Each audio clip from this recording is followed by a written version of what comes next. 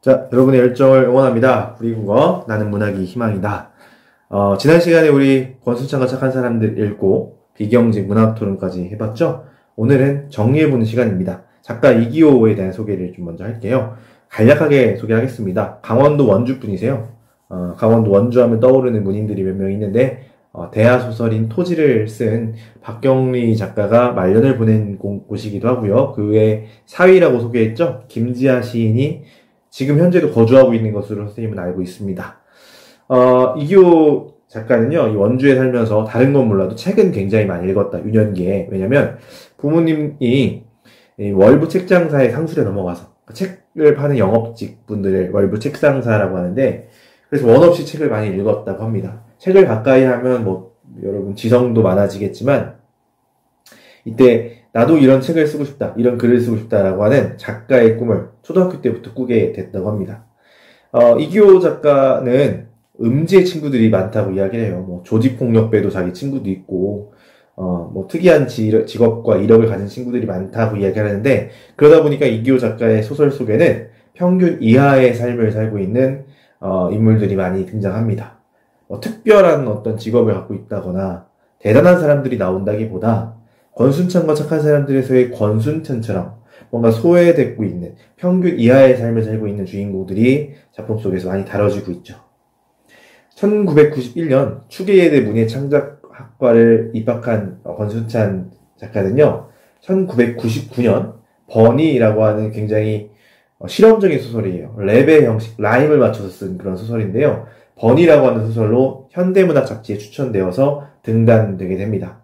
그리고 전업작가의 길을 걷게 되어 문창과를 나오셨으니까요. 그런데 이기호 작가의 말에 의하면 선생님이 누누이 전업작가의 삶은 정말 어려운 일이다라고 이야기했는데, 처음에 작가가 되고 나서 벌게 된 돈이 약 600만 원 정도였다고 해요. 원고를 내고 해서 버는 돈이 총 이 정도 됐을 거라는 거죠.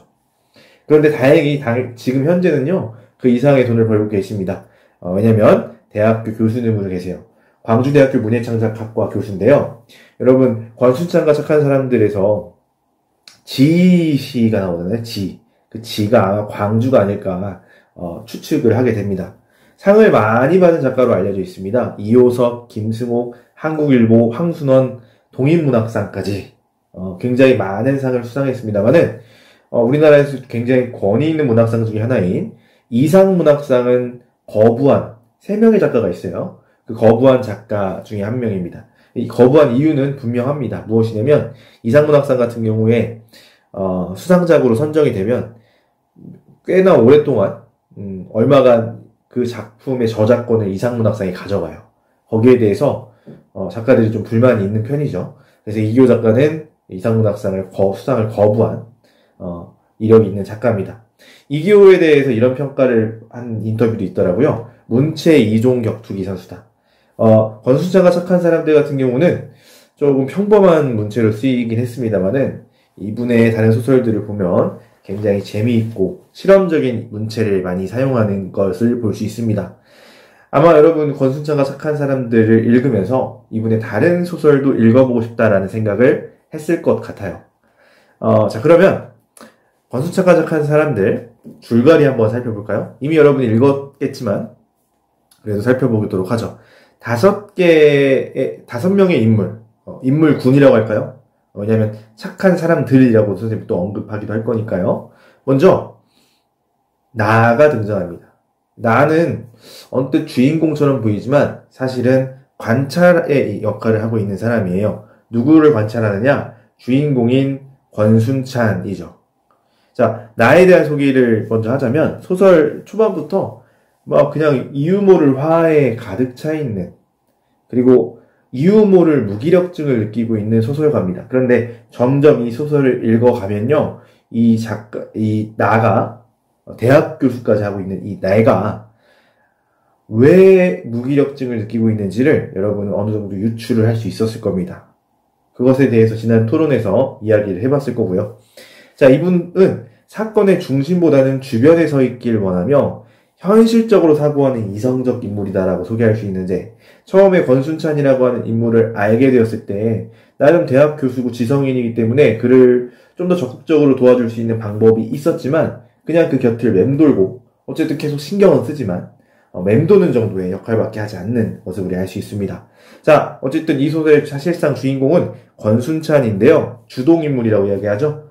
중심인물이라고도 하고요. 권순찬은 비정규직 노동자예요.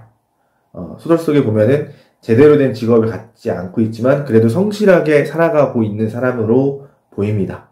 그런데 이 권순찬이요, 이 소설 속의 주인공이 되게 된 이유는 무엇이냐면 김성만이라는 인물 때문인데, 김성만에게 돈이 이중 입금됐어요. 얼마가? 700만 원이.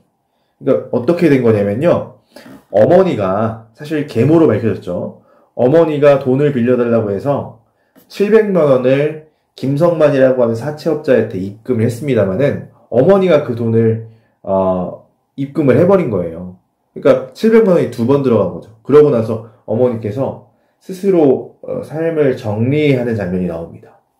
그래서 권순찬은 이중 입금되었으니까 그 700만 원을 돌려달라라면서 아파트에서 1인 시위를 하고 있습니다. 그래서 그런 모습을 봤을 때 참 굳세다. 어떻게 보면 김성만은 대부업체에 있는 인물인데, 그 대부업체에 있는 인물이기 때문에 굉장히 무섭고 두려운 존재일 수 있지만 그럼에도 불구하고 1인 시위를 꿋꿋하게 이어가는 사람입니다. 나는 이 권순찬을 보면서 처음에는 무기력감을 느끼다가 사연을 듣고 나서 왜 저 사람이 저기 있는지 사연을 듣고 나서 조금씩 이해를 하기 시작합니다. 그리고 연민의 감정을 갖기 시작하죠. 그런데 권순찬이 주민들의 호의를 거절하고 여전히 자리를 버티고 있자 대학 교수인 나는요, 권순찬의 멱살을 잡고 분노합니다. 자, 그런데 이때 왜 분노했을까요? 왜 권순찬에 분노했을까? 그것은 어떻게 보면 자기 자신을 향한 분노일 수도 있어요. 권순찬은 자기가 화를 내야 될 대상인 김성만에게 분명하게 화를 내고 있거든요. 돈이 목적이었던 게 아니죠. 700만 원을 돌려받기 위해서라기보다 김성만을 만나서 어떤 방식으로든 대화를 하고 사과를 받기 위했던 것으로 보여요. 그걸 본 나는요, 스스로는 그렇지 못하기 때문에 권순찬의 멱살을 잡은 겁니다. 그렇다고 우리가 생각할 수 있겠죠. 자, 그리고 아까 이야기했지만 권순찬의 어머니로 나오는 사람은 계모예요. 그래서 더 비극적이에요. 친어머니가 아니라 계모라서요, 그 계모의 빚까지 갚아주는 700만 원이 여러분 적은 돈이 아닙니다. 특히나 이렇게 어렵게 살아가고 있는 권순찬 입장에서는 더 큰 돈이었겠죠. 그것을 갚아줄 정도로 정말 착한 인물인데, 그죠? 또 얼마나 힘들었으면 스스로 생을 마감했을까, 그런 생각도 듭니다. 그리고 아파트 주민들이 나와요. 그죠? 이 아파트 주민들이 나오는데, 이 주민들이 아마 소설의 제목인 착한 사람들에 해당하는 사람들일 거예요. 권순찬이 어려운 처지에 놓여있고, 여러 번 끌려 나가게 되죠. 추방을 당하게 되는데, 그럼에도 불구하고 돌아와서, 그 1인 시위를 이어가는 모습을 보고 주민들이 성금을 모아서 권순찬 보내자. 언제까지 저 사람, 저기 앉아있게 할 거냐. 하면서 성금을 모아요. 실제로 700만 원을 모읍니다. 그래서 권순찬을 돕지만 권순찬이 이를 거부합니다. 그러자 그를 처음에는 연민하던 사람들이 비난하기 시작합니다. 분노를 표출하기 시작하는 것이죠. 자, 여기 이 지점에서 여러분 느껴야 되는 것들이 있어요. 그렇죠? 처음에는 연민하다가 뭐야, 나의 생각, 나의 선의를 받아주지 않으니까 비난하기 시작하는 거죠. 좀 과한 거 아니야? 라는 생각도 하게 되고요. 뒤에서 이야기하겠지만 이 소설은요, 세월호 사건과 밀접한 연관이 있어요. 세월호 사건, 그것을 좀 추후에 이야기하도록 하겠습니다. 자, 그리고 반동인물, 이 소설의 반동인물, 권순찬이 여기서 시위를 할 수밖에 없게 만드는 사람인 김성만입니다.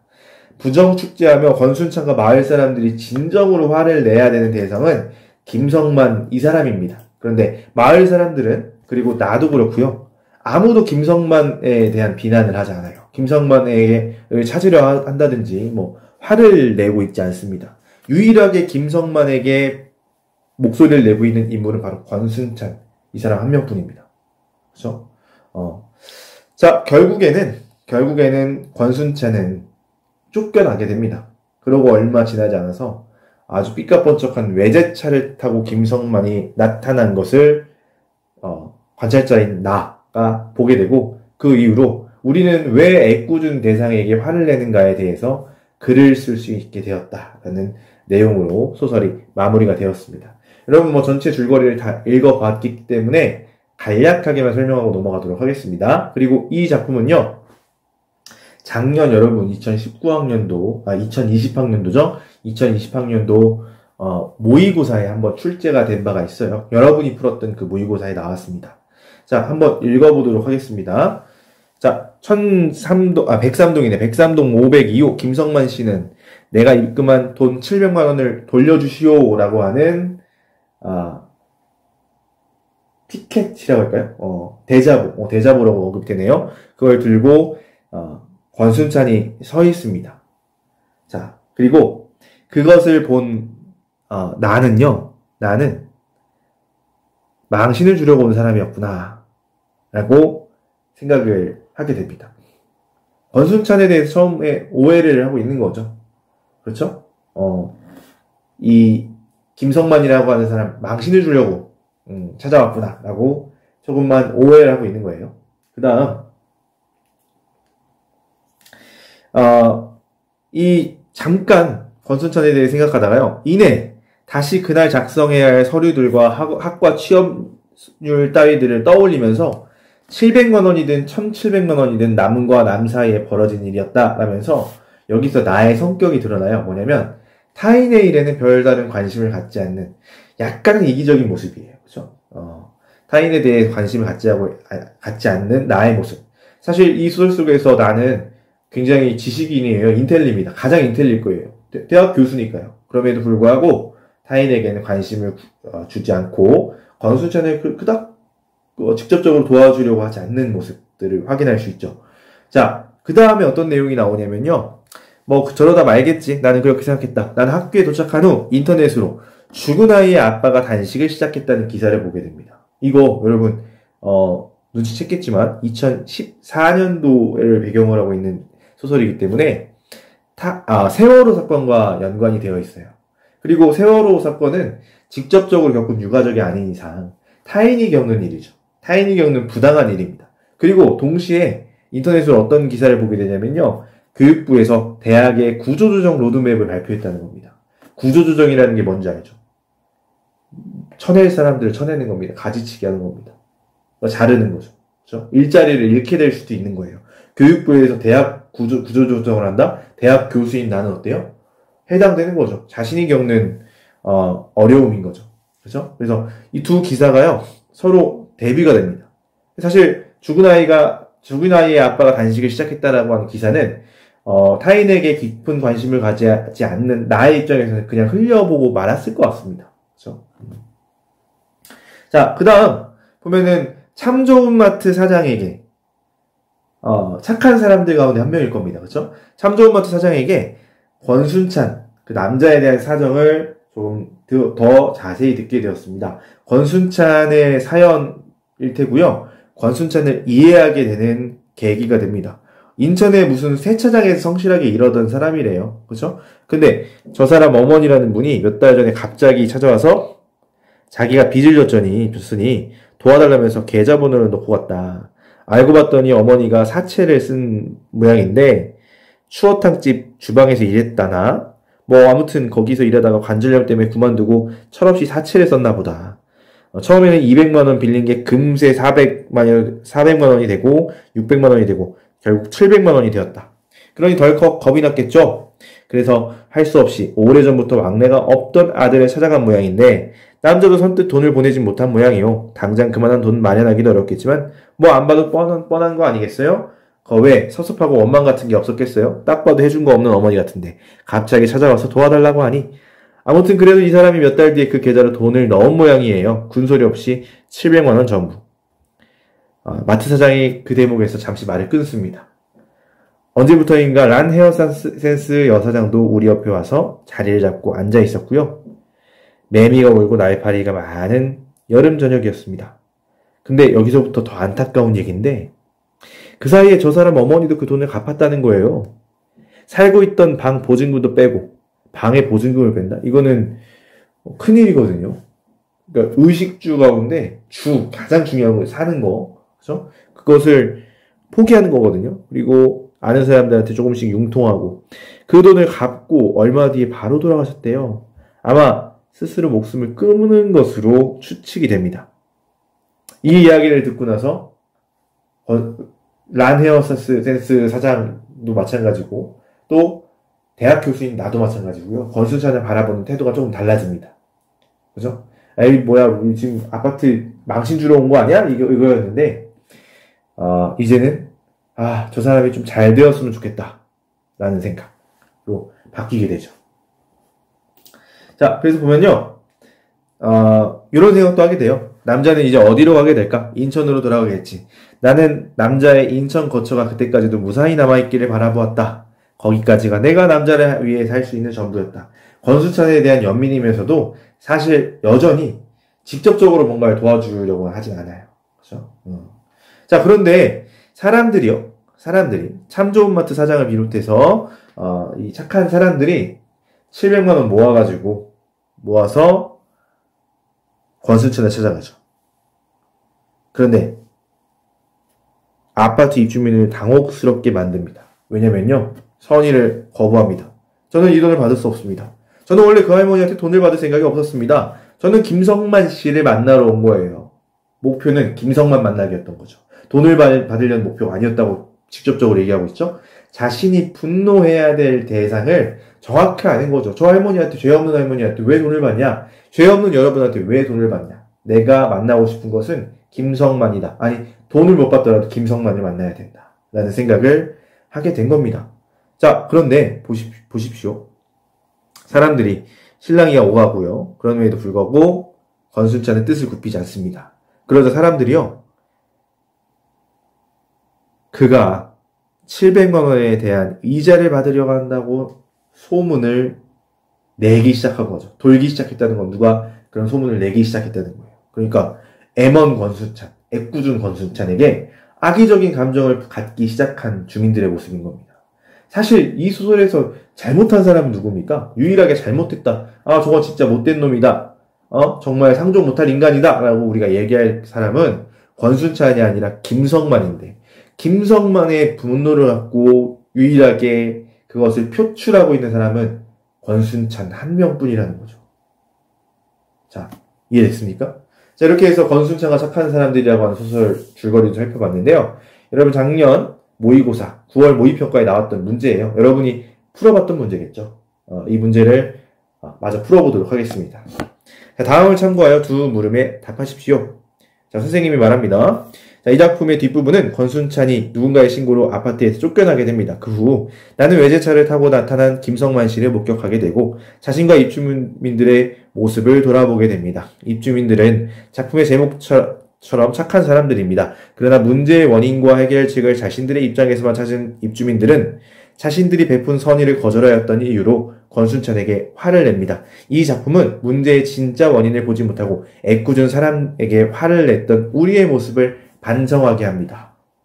핵심적인 이야기를 지금 보기에서 살려주고 있네요. 자, 그런데 기억을 통해서 추론할 수 있는 내용으로 가장 적절한 것을 보라고 했는데 기억은 이 부분입니다. 아파트에 이자를 받으려고 한다는 소문이 돌기 시작했다라는 부분이에요. 자, 보겠습니다. 1번. 입주민들과 권순찬의 관계가 회복될 것임을 알 수 있군. 전혀 그렇지 않죠. 지금 어긋나기 시작한 거예요. 2번.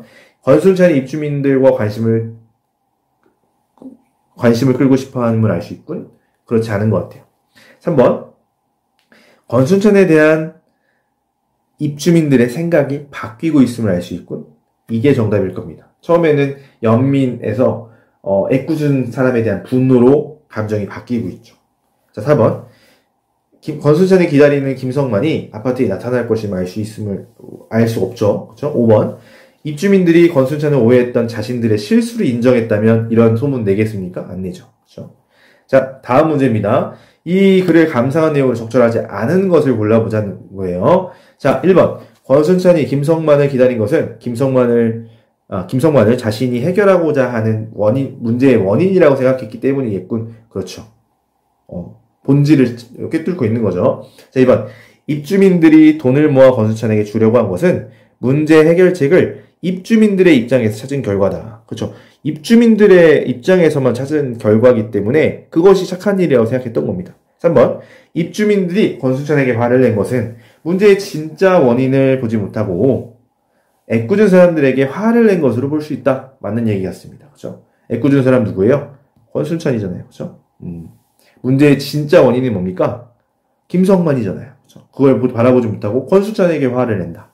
4번. 참 좋은 마트 사장이 권순찬의 사연을 나에게 들려주는 것은 권순찬이 지닌 문제의 진짜 원인을 파악했기 때문이겠군.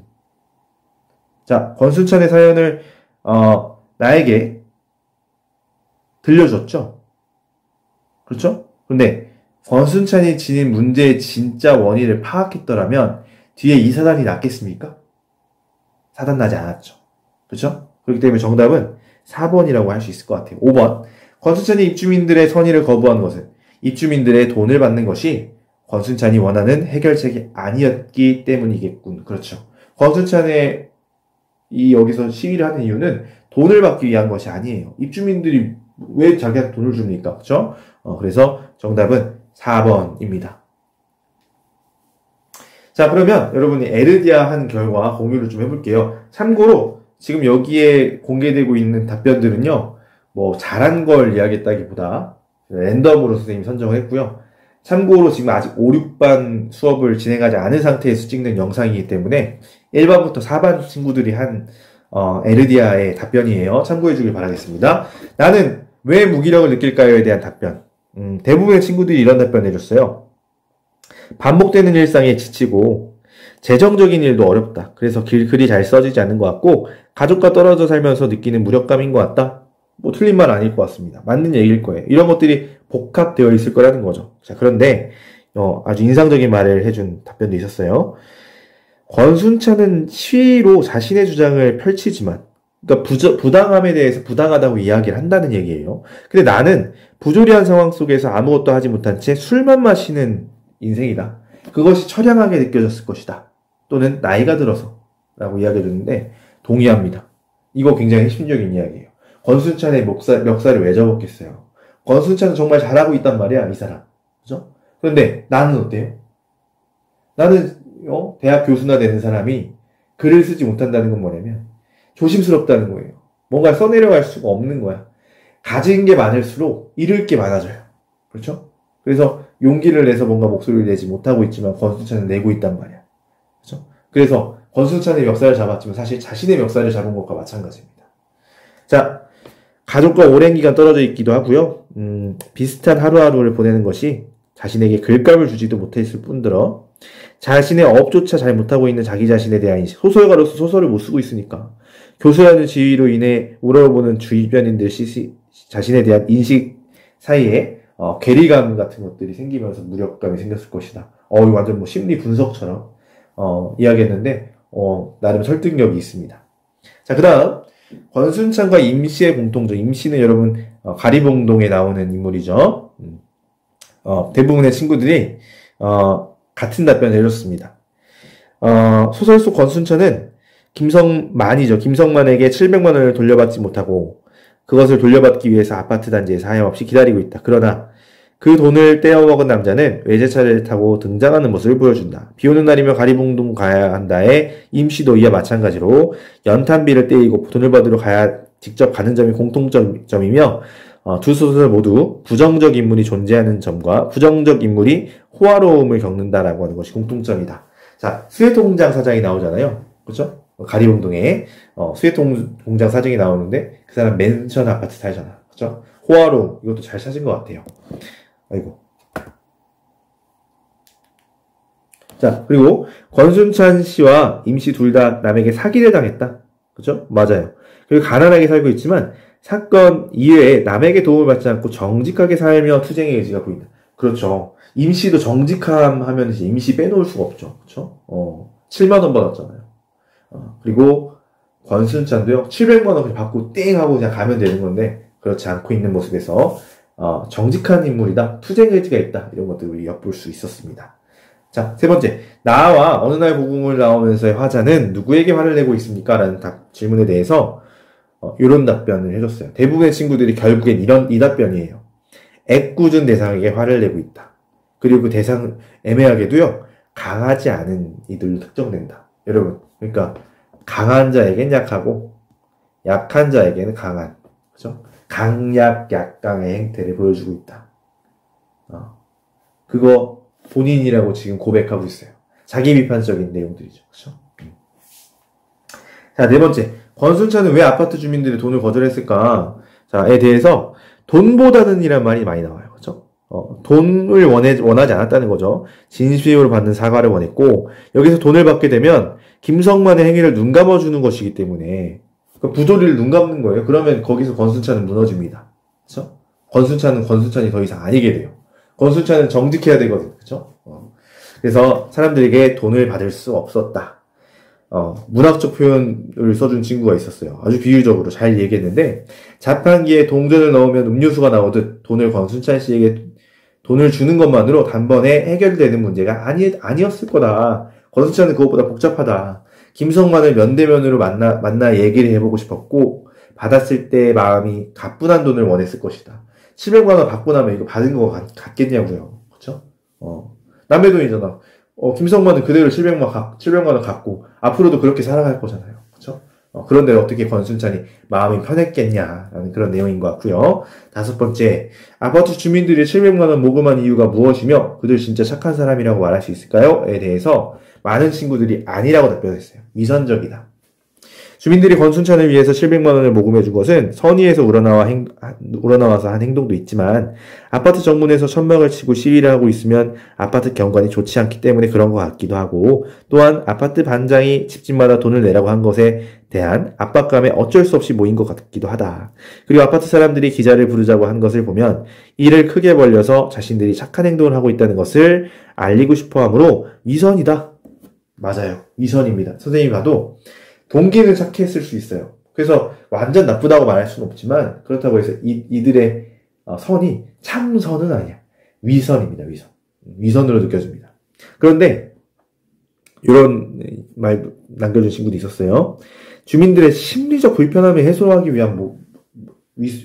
위해서 모은 돈 아니냐. 진짜 권순찬을 위한 거냐. 권순찬 저기서 저러고 있으니까 마음이 불편해서 사람들이 돈 모은 거 아니냐. 그죠?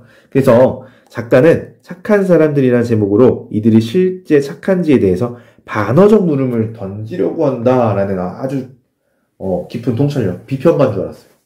맞아요. 착한 사람들은 반어적으로 들리기도 해요.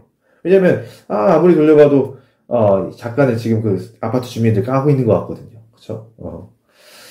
자, 6번. 나는 조금씩 글을 쓸 수 있게 되는데요. 그 이유에 대해서 이런 답변들이 있었습니다. 먼저, 권순찬에게 화내는 서민들을 통해서 위선과 애꿎은 화풀이라는 태도를 비판하기 위해서, 또 권순찬을 보면서 영감을 얻고, 부조리에 저항하는 모습을 보면서 영감을 얻었겠죠. 자신이 그저 참고 지나쳐온 부조리를 고발하려고 한다. 이거 맞는 얘기인 것 같아요. 자, 그 다음, 문장을 이을 수 있다면, 소설만 쓸 수 있다면 모든 것들이 유지될 수 있을 것이라고 생각하는 나가, 권순찬의 1인 시위를 통해 억지로 사회에 적응을 하며 권순찬의 행동에 별 관심이 없었던 나의 모습이 소설 후반부에 진실된 삶을 살지 못했다는 자신의 모습을 깨닫고 권순찬에게 연민과 동정을 느끼며 사회의 틀에 맞춰가지 않고 진실함에 집중함으로써 조금씩 글을 쓸 수 있게 되었다. 그러니까 역시 권순찬을 보고 배웠다라는 말이죠. 그죠? 무엇을 배웠냐? 사회의 틀대로 끼워 맞춰진 대로 살지 않고 부정의한 것은 부정의하다고 외칠 수 있는 진실함, 진중함, 그쵸? 그런 것들이 마음속에 자라나기 시작하면서 글을 쓸 수 있게 됐지 않았나요? 이런 이야기를 해줬습니다. 자, 7번째, 마지막인데요. 어떻게 보면 이 작품의 굉장히 핵심적인 내용일 수 있어요. 자, 이 작품의 시간적 배경은 참고로 2014년을 배경으로 하고 있는 것 같아요. 그 사쪽에 보면 죽은 아이의 아빠가 단식을 시작했다라고 하는 기사가 나오는데, 이 내용은 여러분이 알다시피 세월호 사건을 다루고 있는 내용입니다. 그래서 한 가지 답변을 선생님이 선정을 했는데요. 읽어보자면, 이 작품이 지어진 시간적 배경이 2015년, 이 발간 연도고요. 실제 배경은 2014년으로 보입니다. 죽은 아이의 아빠가 단식을 시작했다라고 하는 기사는 세월호 관련 기사임을 알 수 있다.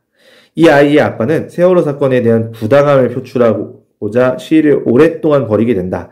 사람들도 처음에는 그에게 공감과 위로의 손길을 보내지만 시위가 장기화되자 공감과 위로는 비판과 분개로 전환이 된다.